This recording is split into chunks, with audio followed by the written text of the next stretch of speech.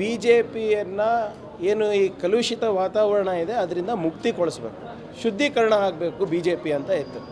ನೀವು ಎಷ್ಟೇ ತಿಪ್ಪರ್ಲಾಗ ಹಾಕಿದ್ರೂ ಇವರಿಬ್ಬರನ್ನ ನಾವು ಬಿಟ್ಕೊಡೋದಿಲ್ಲ. ನೋಡಿ, JDS ಅವರು ಕ್ಲೋಸ್ಡ್ ಚಾಪ್ಟರ್. ಇಲ್ಲಿ ಅಬ್ಕಿ ಬಾರ್ 400 ಪಾರ್ ಅಂತ ಹೇಳ್ಬಿಟ್ಟು ನಾವು ಸಂವಿಧಾನವನ್ನು ಬದಲಾವಣೆ ಮಾಡ್ತೀವಿ ಅಂತ ಎಷ್ಟು ಜನ MP ಗಳು ಯಾರು ನಿಮ್ಮ ಅಭ್ಯರ್ಥಿಗಳು ಹೇಳಿದಾಗ ಅವಾಗ ಏನು ಮಾಡಿದ್ರಿ ನೀವು? ಇಲ್ಲ, ಇವರೇ ತಾನೇ 150 ಬಾರಿ ರಾಮಲೀಲಾ ಮೈದಾನದಲ್ಲಿ ಪ್ರತಿಭಟನೆ ಮಾಡಿ ಮನುಸ್ಮೃತಿ ನಮ್ಮ ಸಂವಿಧಾನ ಇರಬೇಕು ಅಂತ ಹೇಳಿದ್ದು. ಇವರು ಯಾವಾಗವಾಗ ಮೋದಿಯವರು ಹೋಗಿ ಸಂವಿಧಾನಕ್ಕೆ ಕತ್ತು ಬಗ್ಸಿದ್ದಾರೆ, ಸಂವಿಧಾನ ಕೊಗ್ಗಲೆ ಆಗಿದೆ. ಭಾಳ ಸ್ಪಷ್ಟವಾಗಿ ಅಬ್ಕಿ ಬಾರ್ 400 ಬಾರ್ ಸ್ಲೋಗನ್ ಕೊಟ್ಟಿರೋದೇ ಸಂವಿಧಾನ ಬದಲಾವಣೆಗೆ ಅಂದ್ಬಿಟ್ಟು ನಾನಲ್ಲ, ಕಾಂಗ್ರೆಸ್ನವರಲ್ಲ, BJPಯ ಅಭ್ಯರ್ಥಿಗಳು ಹೇಳಿದ್ದು.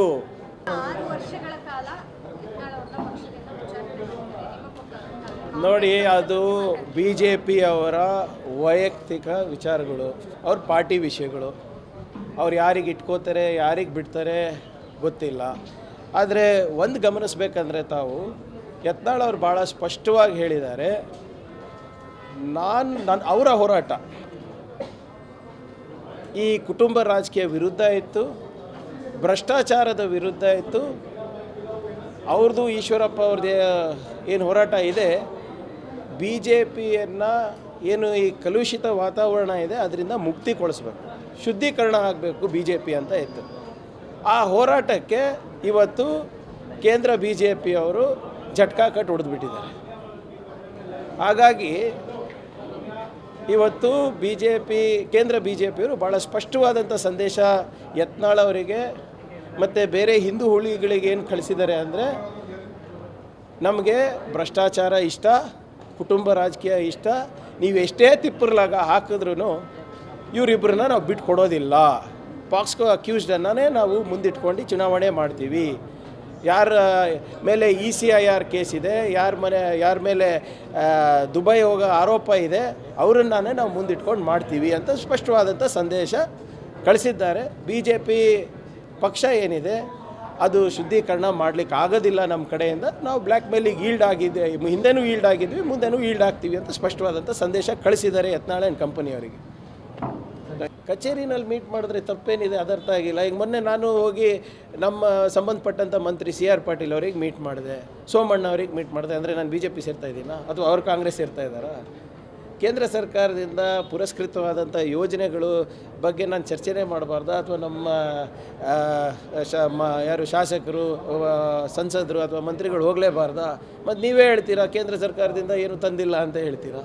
ಹೋದರೆ ನೀವು ಟೀ ಯಾಕೆ ಕುಡಿತೀರಾ, ಕಾಫಿ ಯಾಕೆ ಕುಡಿತೀರಾ ಅವ್ರ ಜೊತೆ ಅಂತ ಕೇಳ್ತೀರಾ. ಏನು ಮಾಡೋದು? ನೀವೇ ಒಂದು ನಮಗೆ ಮಾರ್ಗಸೂಚಿಗಳು ಕೊಟ್ಬಿಡಿ, ಅದ್ರ ತಕ್ಕಂಗೆ ನಾವು ನಡ್ಕೊತೀವಿ.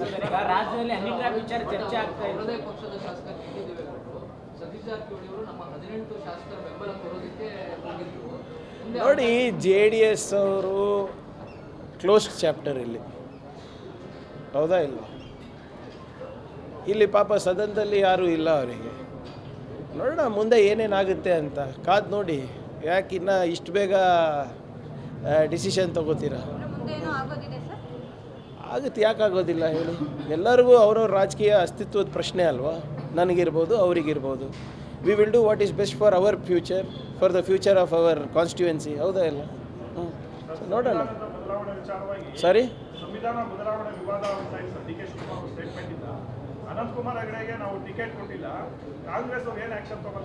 ರೀ ಅವಾಗೆಲ್ಲ ಬೀದಿಗಿಳಿದಿದ್ರು, ಅವಾಗೆಲ್ಲ ಅನಂತಕುಮಾರ್ ಹೆಗಡೆ ಅವ್ರಿಗೆ ಸಮರ್ಥನೆ ಮಾಡ್ಕೊತಾ ಇದ್ರಲ್ಲ. ಅವಾಗ ಯಾಕೆ ಇದು ಪ್ರೀತಿ ಬಂದಿಲ್ಲ ಸಂವಿಧಾನದ ಬಗ್ಗೆ? ಅಬ್ಕಿ ಬಾರ್ 400 ಪಾರ್ ಅಂತ ಹೇಳ್ಬಿಟ್ಟು ನಾವು ಸಂವಿಧಾನವನ್ನು ಬದಲಾವಣೆ ಮಾಡ್ತೀವಿ ಅಂತ ಎಷ್ಟು ಜನ MP ಗಳು ಯಾರು ನಿಮ್ಮ ಅಭ್ಯರ್ಥಿಗಳು ಹೇಳಿದಾಗ ಅವಾಗ ಏನು ಮಾಡಿದ್ರಿ ನೀವು?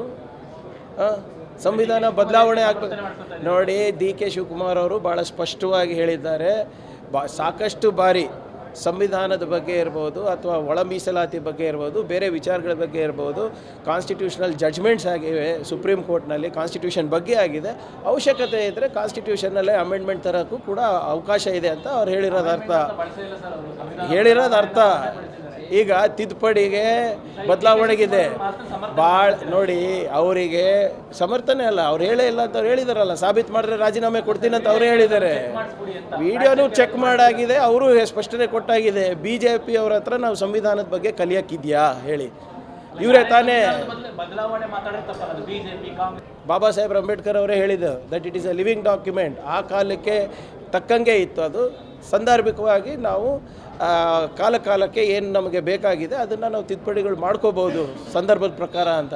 It's the world's longest written and living document. ಅದು ಬಿ ಜೆ ಪಿಯವರು ಅರ್ಥ ಮಾಡ್ಕೊಂಡಿಲ್ಲ. ಇವರೇ ತಾನೇ 150 ಬಾರಿ ರಾಮಲೀಲಾ ಮೈದಾನದಲ್ಲಿ ಪ್ರತಿಭಟನೆ ಮಾಡಿ ಮನುಸ್ಮೃತಿ ನಮ್ಮ ಸಂವಿಧಾನ ಇರಬೇಕು ಅಂತ ಹೇಳಿದ್ದು. ಇವ್ರ ಹತ್ರ ನಾವು ಕಲಿಬೇಕಾ? ಇವರು ಯಾವಾಗ ಮೋದಿಯವರು ಹೋಗಿ ಸಂವಿಧಾನಕ್ಕೆ ಕತ್ತು ಬಗ್ಸಿದ್ದಾರೆ, ಸಂವಿಧಾನ ಕೊಗ್ಗಲೆ ಆಗಿದೆ. ಯಾರು ಸಂವಿಧಾನ ಬದಲಾವಣೆ ಮಾಡುವ ಇಂಟೆಂಟ್ ಇದೆ ಅಂತ ಸಾಕಷ್ಟು ಬಾರಿ ಹೇಳಿದ್ದಾರೆ. ಒಂದ್ಸರಿ ಅಲ್ಲ, ಒಂದು ನಿಮಿಷ ಕೇಳಿ ಸರ್. ನೀವು ನೋಡಿ, ನೀವನ್ನ ಇತಿಹಾಸ ಓದ್ಕೊಳ್ಳಿ, ಇದು ನಮ್ಗನ ಕೊಡಿ. ನೀವಂದರೆ ಬಿ ಜೆ ಪಿಯವರು ಆಯ್ತು ರೀ. ರಾಮ ಜಾಯ್ಸ್ ಯಾರು? ಒಂದು ನಿಮಿಷ ಕೇಳಿ. ಭಾಳ ಸ್ಪಷ್ಟವಾಗಿ ನಮಗೆ ನೀವು ಕೇಳೋಕ್ಕೆ ರೆಡಿ ಇಲ್ಲ ಅಂದರೆ ನಾನೇನು ಹೇಳಿ? ನೋಡಿ, ನಮಗೆ 400 ಸೀಟ್ ಕೊಡಿ, ನಮಗೆ ರಾಜ್ಯಸಭೆದಲ್ಲೂ ನಮಗೆ ಬೆಂಬಲ ಸಿಗ್ತದೆ. ಏನು ನಮಗೆ ಏನಂತಾರಪ್ಪ, ನಮ್ಗೆ ಬಹುಮತ ಸಿಗುತ್ತೆ, ಲೋಕಸಭೆದಲ್ಲೂ ಬಹುಮತ ಸಿಗುತ್ತೆ, ನಾವು ಬದಲಾವಣೆ ಮಾಡ್ತೀವಿ ಅಂತ ಹೇಳಿದಾರ ಇಲ್ಲ ಅವ್ರ ಅಭ್ಯರ್ಥಿಗಳು? ಎಷ್ಟು ಜನ ಹೇಳಿದ್ದಾರೆ? ನಾನು ನಿಮ್ಗೆ 20 ಅಭ್ಯರ್ಥಿಗಳು ನಾನು ನಿಮ್ಗೆ ವಿಡಿಯೋ ಕೊಡ್ತೀನಿ. ಯಾಕೆ? ಅದಕ್ಕೆ ಅಲ್ವಾ ಜನ ಶಿಕ್ಷೆ ಕೊಟ್ಟಿದ್ದು. ಆ ಇಂಟೆಂಟ್ ಇತ್ತು. ಭಾಳ ಸ್ಪಷ್ಟವಾಗಿ ಅಬ್ಕಿ ಬಾರ್ 400 ಬಾರ್ ಸ್ಲೋಗನ್ ಕೊಟ್ಟಿರೋದೇ ಸಂವಿಧಾನ ಬದಲಾವಣೆಗೆ ಅಂದ್ಬಿಟ್ಟು. ನಾನಲ್ಲ, ಕಾಂಗ್ರೆಸ್ನವರಲ್ಲ, ಬಿ ಜೆ ಪಿಯ ಅಭ್ಯರ್ಥಿಗಳು ಹೇಳಿದ್ದು. ಈಗ ಈ ಸದನದಲ್ಲಿ ನಿಮ್ಮ ಅಮಿತ್ ಶಾ ಅವರು ಅಂಬೇಡ್ಕರ್ ಅಂತ ಹೇಳ್ತೀರಾ, ಅದೇ ಹೇಳೋದು ಫ್ಯಾಷನ್ ಆಗಿಬಿಟ್ಟಿದೆ. ಇಷ್ಟು ಬಾರಿ ದೇವ್ರ ಹೆಸರು ಹೇಳಿದಿದ್ರೆ ನಿಮ್ಗೆ ಮೋಕ್ಷನ ಸಿಗ್ತಾಯಿತ್ತು ಅನ್ನೋದು ಇಂಟೆನ್ಷನ್ ಏನ್ರಿ? ಹೌದು, ಮಾಡಿಲ್ಲ. ಯಾಕಂದರೆ they don't have the strength. 400 ಪಾರ್ ಆಗಿದ್ದಿದ್ರೆ ಇವ್ರು ಮಾಡ್ತಾಯಿದ್ರು. ನಾವು ಆಗ್ಲಿಕ್ಕೆ ಬಿಟ್ಟಿಲ್ಲ. ಜನರ ಪ್ರಬುದ್ಧತೆ ಇತ್ತು, ಆಗ್ಲಿಕ್ಕೆ ಬಿಟ್ಟಿಲ್ಲ. ಈಗ ಸಂವಿಧಾನದ ಬಗ್ಗೆ ಇಲ್ಲೇ ಚರ್ಚೆ ಮಾಡೋಕ್ಕೆ ರೆಡಿ ಇದ್ದೀವಲ್ಲ ನಾವು. ಬರಲಿ ನೋಡಿ, ಒಳ ಮೀಸಲಾತಿ ಬಗ್ಗೆ ನಮ್ಮ ನಿಲುವು ಭಾಳ ಸ್ಪಷ್ಟವಾಗಿದೆ. ಅದು ನಮ್ಮ ಮ್ಯಾನಿಫೆಸ್ಟೋನಲ್ಲೂ ಇದೆ ಮತ್ತು ನಮ್ಮ ಚಿತ್ರದುರ್ಗ ಘೋಷಣೆಯಲ್ಲೂ ಇದೆ. ಸುಪ್ರೀಂ ಕೋರ್ಟ್ ಆದೇಶ ಏನಿದೆ, ಒಳ ಮೀಸಲಾತಿ ರಾಜ್ಯ ಸರ್ಕಾರಗಳು ಮಾಡ್ಬೋದು, ಆದರೆ ಎಂಪೆರಿಕಲ್ ಡೇಟಾವನ್ನು ಇಟ್ಕೊಂಡು ನೀವು ಮಾಡಿ ಅಂತ.